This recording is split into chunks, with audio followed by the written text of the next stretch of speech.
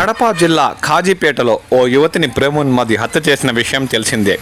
నిందితుడు వెంకటేష్ను మైదుకూర్ నుంచి తీసుకెళ్తుండగా బసాపురం చెక్పోస్ట్ వద్ద శనివారం తెల్లవారుజామున పోలీసుల నుంచి తప్పించుకునే ప్రయత్నం చేశాడు.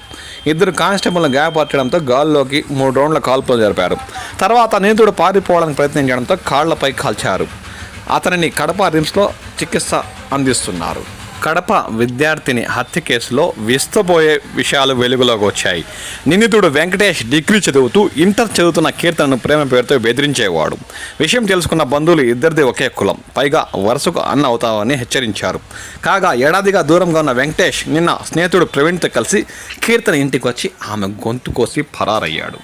కాజీపేట మండలంలోని అగ్రహారంలో విద్యార్థిని కీర్తన హత్యకు పాల్పడ్డ దోషికి కఠిన శిక్ష పడేలా చర్యలు తీసుకుంటామని కడప ఎస్పీ నచికేత్ విశ్వనాథ్ భరోసానిచ్చారు.